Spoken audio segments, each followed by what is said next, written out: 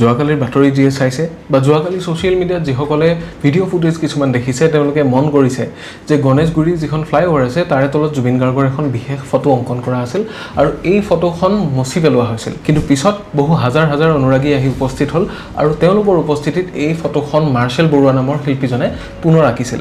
আৰু ইয়াত লিখা আছিল এটা বিশেষ বাক্য কমৰেডছ নেভাৰ ডাই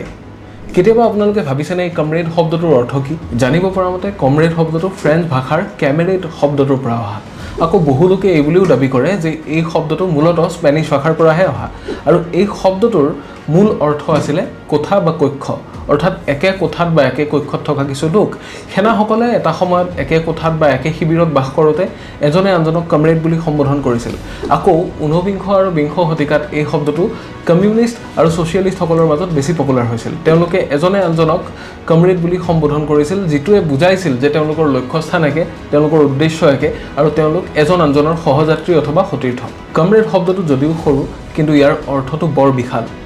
একোগৰাকী কমৰেড কায়িকভাৱে নাইকিয়া হৈ গ'লেও তেওঁলোকৰ আদৰ্শ তেওঁলোকৰ ত্যাগ আৰু তেওঁলোকৰ যি মূল্যবোধ ভাতৃত্ববোধ সেয়া কেতিয়াও নোহোৱা হৈ নাযায় আৰু সেয়ে কমৰেড শব্দটোৰ গুৰুত্ব খুব বেছি যিহেতু জুবিন গাৰ্গ নিজেও এগৰাকী ছ'চিয়েলিষ্ট ফিলচফিৰ মানুহ আছিল তেখেত ছ'চিয়েলিজম ভাল পাইছিল আৰু সেইকাৰণে কমৰেড শব্দটো তেখেতৰ লগত ব্যৱহাৰ কৰা হৈছে আৰু ইয়াত সেইকাৰণে লিখা হৈছে কমৰেডছ নেভাৰ ডাই